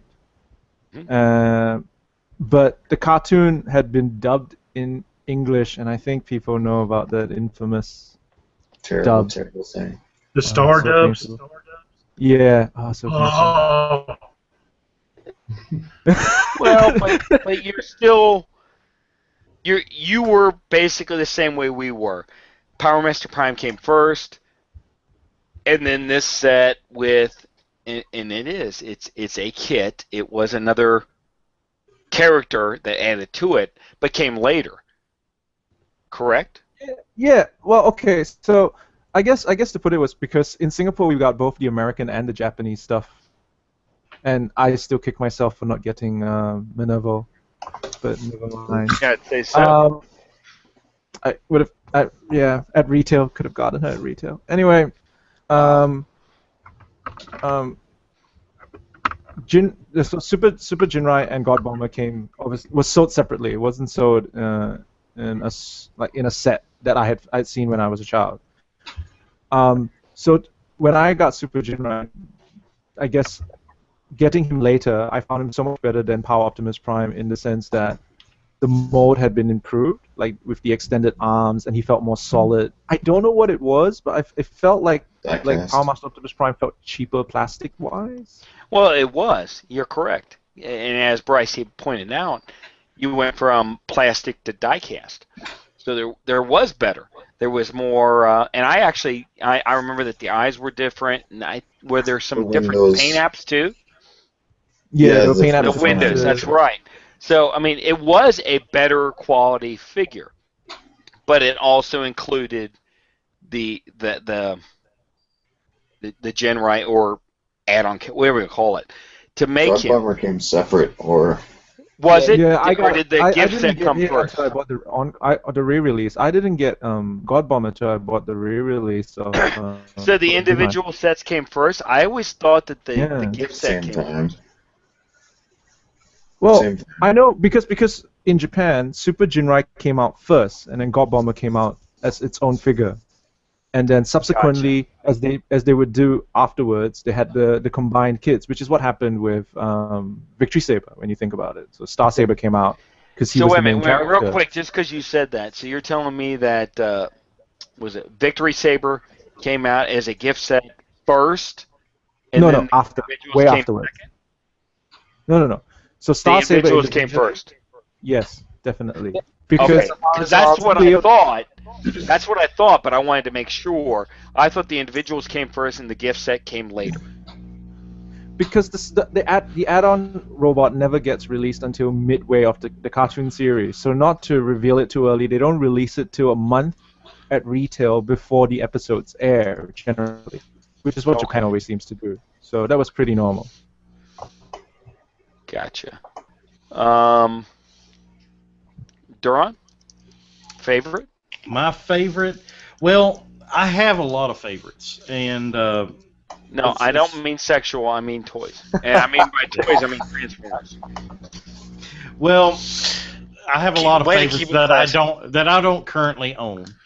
But I've either owned at one point or another. I'd say if I had to say a figure that I love the most that I don't currently own would have to be Deathsaurus. I did own one at one time, but I don't currently now. But out of the ones that I do own, I would have to say this guy. This is a Blue Ear Cyclonus. Can't really tell on the screen there, but yeah. There was a few that was released with this area right here was actually painted blue instead of purple, like on in the waist. Yes, in the waist. But I really dig this guy. He's interesting design, and if I had to choose one that I own, it would be him, or probably this guy. This is one of the best molds in Transformer history, in my opinion. I agree with her on that. The G2 Laser Optimus Prime. I absolutely agree with that, especially where you got it from. Yeah. Megatoyfan.com. That's right! Yeah! Anyway. And we also need to mention our other sponsor, CapturePrey.com. Great toys, great price, great service, CapturePrey.com. All right. And I was going to go to our resident homosexual truck driver, Chad, but I'm going to forego him altogether. I'm just going to forego him. Now let him go back to, no. Hey, this coming from a douchebag. Screw that. That's a mate. Come on. You're back now. We were going to ask you what your favorite G1 Transformer was. If she can do it. Come on. I know you can. No. Otherwise, we Stop gotta listen to installing Chad. it. I can do We gotta this. listen to Chad. Yeah. I Go. can do this. Yes. All right. So my favorite Transformer, it's probably a fairly close toss-up between the Human Alliance Barricade and the Human Alliance Soundwave, but I want to say Barricade is probably it. That is. We were going for G1, but we'll take it. You know, I don't. Barricade. Well, that's the problem is I don't have like. Say camshaft. Damn. Oh, she left. All right. We'll take it. That's good. Oh God. I guess Chad. Go ahead. Sludge. That's it. You know. There you go, It's Chad. a good I actually would have expected that from you. Someone who is big, slow, dim-witted. I would have expected all that from you. You do not disappoint. So, I got you. Moving right along. I decided. Well, wait a minute. We didn't go with our guest, Travis. Yep. My favorite G1 piece of all time would have to be my Browning. I don't know if you guys could see that right there. He's just awesome in my opinion. Did you say Browning or Brown Eye? Browning. Okay, good. Right That's there. good because you just AFA graded. you got Chad horny. So I mean, don't do that. Don't do that. Now, what if AFA grading do you have on that guy? He came back in '85. Ooh, that's pretty good. Yeah, I was stoked with that grade. But his character in the cartoon is just awesome. I mean, he's so small, and he turns into a personal handgun for cancer, right? Yeah. And just the fact, he shoots the little bullets. I mean, I can't play with him. He's sealed in plastic, but it's just a cool toy. Gotcha. Yeah. Just as a side tangent, Browning could really use a reissue because that is a nice toy, and a lot of folks really can't swing. Well, I've messed with the knockoff, and the knockoff I liked it. Well, that company that came out there when they reproduced it, it made it available to a lot of people, and a lot of people got to see it, and it was really, really close in quality. And I was really impressed with that. So, if you missed out on that, they still show up from time to time on eBay. They're not that bad. They're usually around $50-$60. It's not a bad figure. But my pick would be... Not that anybody cared. Well, let's see here. Let's go back to Chad and talk to Chad some more. Not that anyone would care, but this little guy right here. Oh. Black Zark. Black Zark. Doesn't it fall That is apart on my list. And I'm going to be 100% honest. And yes, any black repaint, awesome. Scorpionox, awesome mold. Black repaint, even better. But the fact that the GPS makes him even more rare and more wanted, oh yeah, I'm all over that. I love that aspect. The simple fact that if I drop this guy, he's going to shatter into 100 pieces. Love that. Not to say that it's horrible, but it makes him even more rare. And yes, I'm sorry, I'm the guy that I look at it as which one's going to be worth most. Yes, I'm sorry, I'm that guy. Yeah, I love the character, but that just makes it even more. Hate me. Brett's the guy that goes around the toy shows and finds all the Japanese car razor beasts and just crushes them to a fine powder and then walks away as it slowly drifts out of his hands. It's like, Negative Ghost Rider. I'm the guy that buys them all. There's a difference. Anyway, use your head. Anyway, no. Honestly, the character is a good character. It's a great character. I'm sorry, but you take a nice mold like Scorpionox, you put it in black and gold. It's got the extra pieces. It's got the shield. It's got the spear. It's total win. Yep. It's just a great character. It is. It's just unfortunate that it succumbs to GPS. And as we've already found out, a lot of characters, GPS, and I've got one right here, Does it mean that I like G2 Slingshot any better? No. But It'd we be all funny if know it just crumbled that if I into dust transform right there. this little guy, he's going to be a little powder when I'm done. It is what it is. Black Zarak, just an awesome figure in my opinion. I loved it. It was the character and everything was awesome. Yeah, he's on my list. Hopefully I find one at BotCon this year. Just make sure you don't shake the box. Yeah. Is he in there? Is he there? Oh. Dude, that's not rocks and I sand. remember at 2013 BotCon, somebody had made a custom box for Black Zarak. I took a photo of that, posted it on Facebook, and said, "The closest I'll ever be to a Black Zarak." Yeah, The funny thing is everyone thought I was crazy, but I bought this guy boxed, and I transformed him. And I actually transformed. It's not called Fast Tracks. Isn't there another name for it? Guard What? Minder. Guard Oh, Minder. got something with Okay. it. Yeah. I transformed him. And everyone said I was crazy, it'll break. And I did transform it, but it took me every bit of a half hour to transform it. Just very slow, very meticulous, and now he's done. That's the way he stays. Screw it. I ain't messing with him. And when I'm done with this show, he'll go right back. Hang on a second. Lower. Right there in that display case, and he'll sit there right next to Grand Max, and it won't be touched. Because, yes, I know that as soon as I try and transform him again, it gets Snap. better. Yes, and they're notorious for that. Now, I got a question for Travis. This is very Transformer specific. Okay. What do you see, having done your travels with Toy Hunter and everything?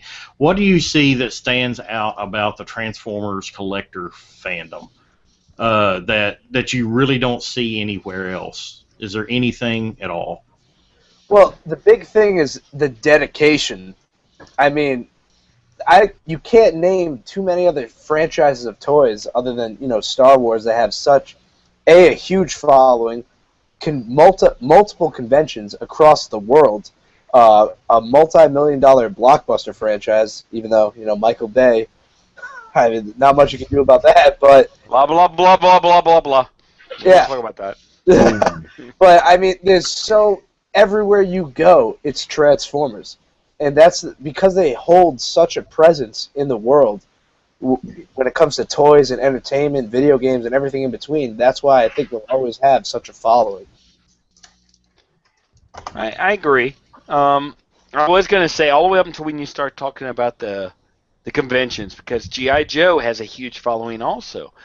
But how many other conventions do you know of that are G.I. Joe related, other than like JoeCon or there's a Atlanta Con? There's just not that many. No, Now, there's not. you go with Transformers, and every year more pop up. So it's what's popular.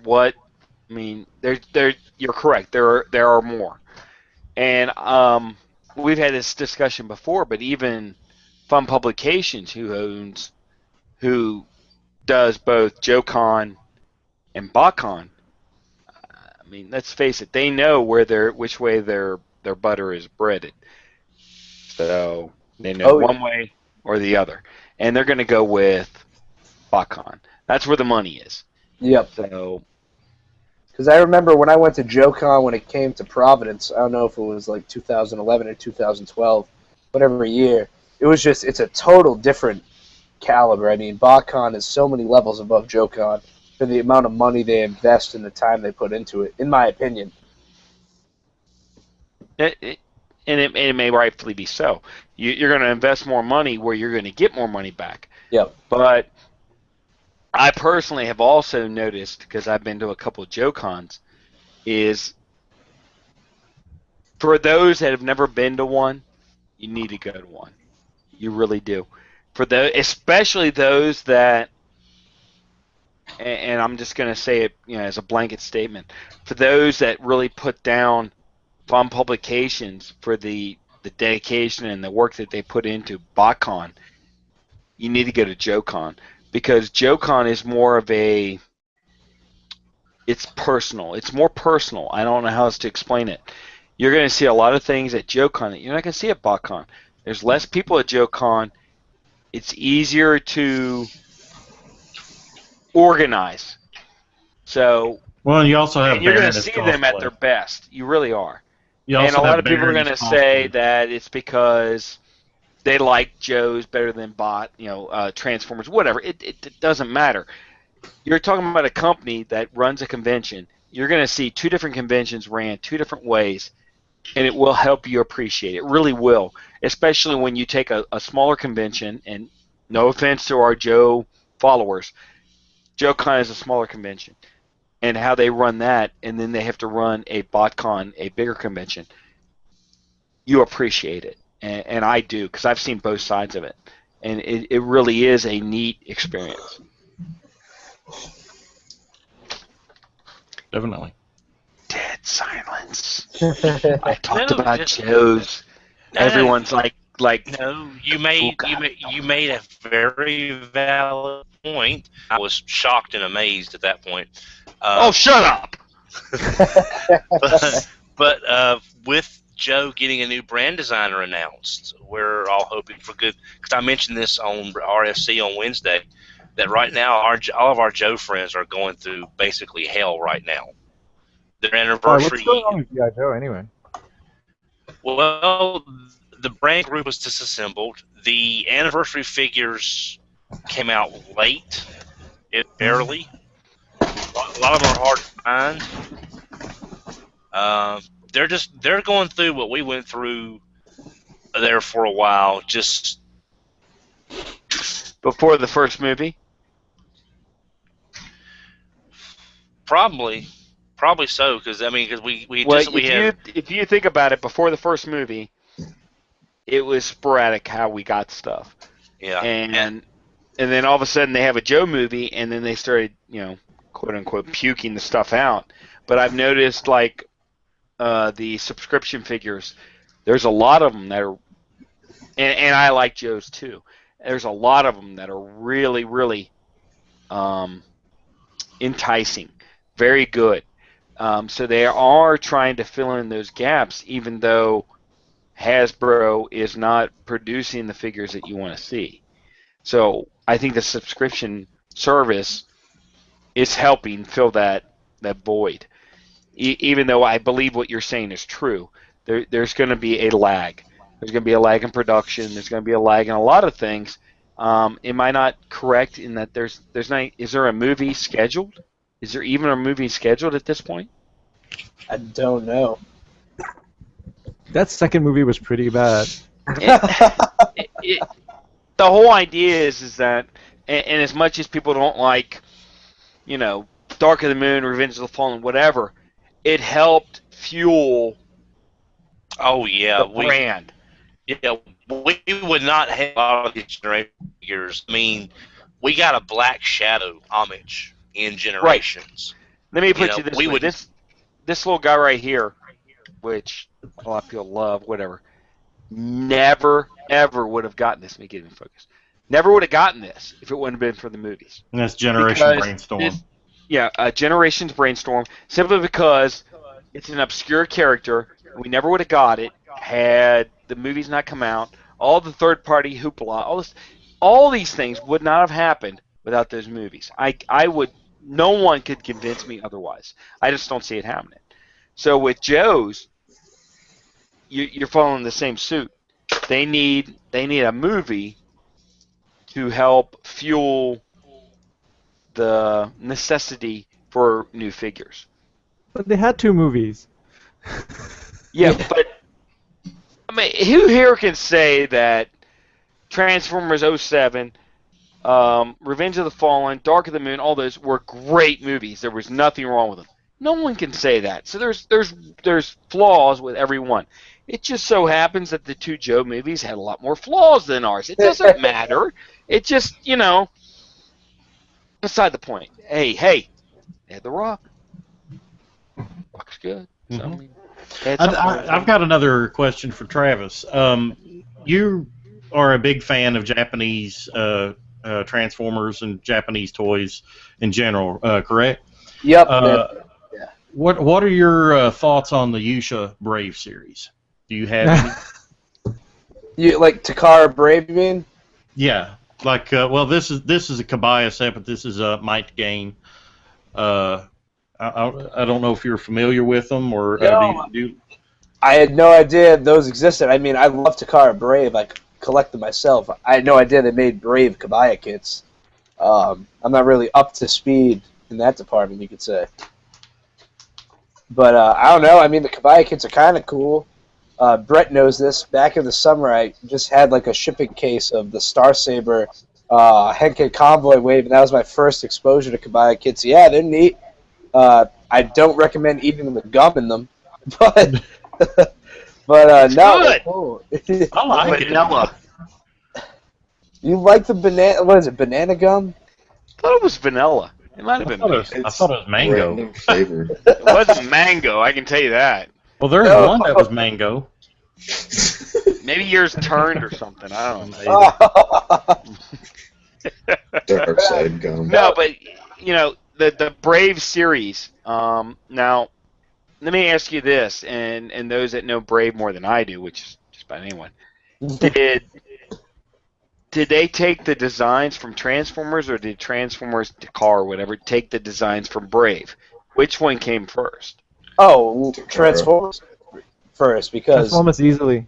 Yeah, because Red Geist. I mean, that's Desirus, just without one of the breast components, right? He only comes with one. Without the bird component, it had the lion one. Yep. Yeah, but that one, but Desaurus came first. Yeah. Yes. Yeah, That's right. Because you know as well as I do that, like other lines, like with Omega Supreme, Shockwave, even Jetfire, those were released in different lines first. Yep. And then later released in Transformer line. Yeah, Omega Supreme was from Converters. I mean, it just said, It came out from Toy Box. Yep. There were also concepts that was actually first seen in the Brave series that was brought into Transformer series later on. For example, the symmetrical dockers. I know there was a train. Who was that in X-Kaiser? Ultra Rakers. Yeah, Ultra Raker. Original symmetrical dockers. Yeah, and then you had the bombers. Shoryujin. Yeah, Shoryujin in Gal Gaigar. Then in Transformers, we see Energon Omega Supreme was a symmetrical docker. And then in Transformers Animated, Jetfire and Jetstorm. Or is it Stormjet? Yeah, they were symmetrical dockers. So that's an example of something that we saw in Brave series first that actually carried over to Transformers. Is there anything that you see from other other lines that actually influenced Transformers in Japan, in your opinion? Well, I mean, from the beginning, I mean, when you go back to 1982, you have the Diaclone line. That's what gave us essentially everything 84 and 85. But other than that, I mean, I'd really have to sit and think. But off the top of my head, no. Unless you got something to bring up. No, I don't. I just wanted to pick your brain on that particular subject. Tobias, do you have anything you want to ask? No, sorry.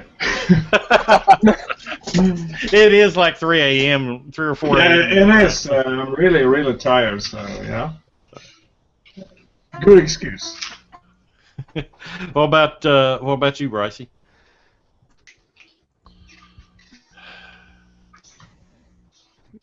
I think he froze up.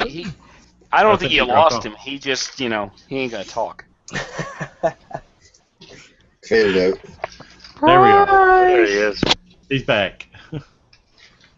You have any questions for Travis? I think I'm good. How about you, Brett? The only thing I wanted to ask you is I understand that you have a new show coming out, or has been on, and I thought you might want to promote that. Go ahead. Yeah, that'd be awesome. Today actually was the season premiere of East Coast Antiques, which is kind of like season 1.5, I guess. A couple months ago, we ran Antiques Alley, which was just a show for Rhode Island PBS. It got great reviews. Everybody loved it. So PBS approached us and was like, let's make the show more marketable for people outside of Rhode Island. So we came with East Coast Antiques. And right now, on the premiere tonight, it was in Rhode Island, Massachusetts, and Connecticut. Once we get to episode 3 in Rhode Island, it will start to air in other states, I believe, through smaller syndicates of PBS. And then the goal is that by the end of this season, we'll be nationally throughout PBS, going through Boston, WGBH. So it's slowly growing, but there is growth. So soon, Brett, it will be in your area. And there is currently my little bitty area in Kentucky where everything comes 5 years afterwards. I understand. Now, my question is, on that show, does it? I mean, it's antiques, but do you dip into the toys, the 80s and 70s toys that we all love? Yep. So far, actually, I can give a little sneak peek if you get to catch it on Facebook. There's one character in the show who I have a conflict with, Jolie. She was brought into the show to be my manager because I'm always, erratic playing with toys. And a 2004 Chinese reproduction of a G1 Optimus Prime is going to slide through Antiques Alley, which is, the place where we buy everything. That's the fake, well, not fake, but, the fiction setting of the show. And basically she's going to buy it for some obscene amount of money, and then I get to save the day by saying, hey, that's a fake reproduction. So you will see some Transformers action coming up in, I'd say maybe 2 weeks. So even if you don't get the show, you can follow us on Facebook. Just search East Coast Antiques and Antiques Alley. Actually, there is an episode on YouTube right now, too. Oh, is there? Yes. Look at that. I don't even know that. Good job. Well, there you go. My follow-up question is, if you're going to go along those lines, do you think that you'll be able to dip into explaining to people how something that you can tell is legitimate vintage as opposed to knockoff, as opposed to reproduction or reissue? Something that people can look at that and go, oh, I need to look at mine, and I can tell what I have based upon your show. Oh, yeah. We're actually filming the full entire segment this Sunday, the final B-roll we need to get as well. And I'm going to go into everything from measuring the gray border on a fake Mirage to, counting the squares, to the location, the character art, to paper consistency, styrofoam consistency, tape width, comparing the Chinese reproduction tape to the Takara tape. I'm going to do it all. So it's going to be a very in-depth look. So basically, what some people have had problems with like the previous show, Toy Hunter, to where they just glossed over something, you're going to go into great detail to help people with their collecting and being able to identify what is a knockoff versus vintage and so on. Absolutely, because the goal of this show, especially being on PBS, it's not to show hey, watch me make money. It's let me educate you, the viewer, so when you go out into the real world and want to buy these toys, you know what to look for, and at the end of the day, for lack of a better term, you don't get screwed. Outstanding. Now, see, to me, that would be something that's more interesting to those that are collecting, as opposed to how much can I get for something, or the old format. This is more of a informative. Let me make sure I know what I'm getting, and be able to identify it. So I agree with that. Yeah, and absolutely. Even if you can't catch a show, like I said, you can go on Facebook, even on Twitter. It's at eCoast Antiques, and you can even follow my personal page. I'm always posting tips and tricks about toys and whatnot and collecting, and that's at Travis_Landry. I do have a question from a live listener right now. Listener Mike Boyle asked on our Facebook group, how many toy shows do you usually go to in a year, and do you plan on attending any Transformers conventions in 2015? I do, absolutely. I will be at BotCon this year. It is my first BotCon since 2009, and I will be set up with yours truly, Mega Toy Fan. We will Yay! we will be set up together, and I am excited. And I typically go to a lot of shows, whether it's for personal reasons or it's for filming. I'd say maybe upwards of like 20, 25 conventions a year. I do a lot of traveling. Any particular ones that you can mention right now that, Yeah, that you'll be at for yeah. sure? Absolutely. I was just at Rhode Island Comic Con filming for PBS, Super Mega Fest in Framingham filming. We will be going, well, I will be going to C2E2 in Chicago. I plan on New York Comic Con again, BotCon, TFCon, and then a lot of the local shows I go to, especially for filming in the New England area for PBS. That's where a lot of the traveling comes in. But personally, too, I will be at all the big shows. Awesome. Alrighty. Well, does anyone else have anything for our guest? Chirp. Yeah, I can think of it. Chirp. Oh, that's fun. I'm looking. I don't see anything else. I really appreciate you, Travis, for joining us in our wonderful endeavor to bring forth that which is Transformer news and Transformer related to the mass media. Oh, absolutely. I mean, Transformers is the one thing I live and breathe, and absolutely love. So, yeah, thanks for having me, and I'd do it anytime. Just ask. I'd like to invite you back anytime that you're available. That you'd like to drop in. Feel free to message me or Brett and let us know. Hey, I got some information, or it'd be cool if you come across any great Transformers stuff on the show that you would like to highlight. You come on here and point it out to us, and people could look for it. Oh yeah, absolutely. I'll let you guys know. Alrighty. Well. I'm going to go from left to right again. Bryce, do you have anything? Good to go. Chad, or are you just mute and stupid? I'm mute, but I'm not stupid like you. Okay, fair enough. Don? I'm good. Just glad to finally have got here after apparently the deers were out in the county and taking down internet lines and such. Not Massey. I got it. We know the Bias? truth. No, I don't have anything. Too Hank? late. Anything? I don't think he heard. I always get it wrong. Is it Hang? Hang, that's right. Yeah. I thought I got it right, but then he didn't respond, and I was like, damn it, did I get it wrong again? I don't really have anything, but good luck with your new show, actually, Travis. Oh, thank you very much. I hope it gets to Australia in some form. Well, yeah. I mean, whoa, that's a huge leap for PBS. We're talking, but hey, anything's possible, right? Yeah. We had Toy Hunter. We had Toy Hunter for a bit. One of our channels picked up Toy Hunter, so There you go. not impossible. No, who knows? You never know. Alrighty. All right, Duran, anything? All I want to say is thank you for joining us, and I'll check you out anytime I can. I don't have a whole lot of time to watch television unless it's on Hulu or Netflix, but I will check you out. Like I said, I do know there is one episode that's on YouTube, and I hope that somebody will be able to put more episodes up there and make it more accessible to everyone. That'd be awesome, and I'll definitely check you out on there. Awesome. Yeah, not a problem. I can work on that for you. Awesome. Outstanding.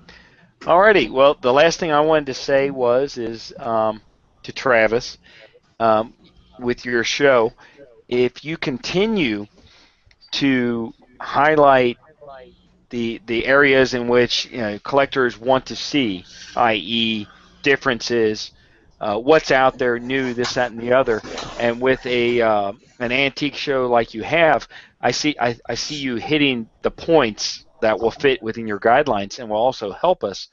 I think you're going to go far.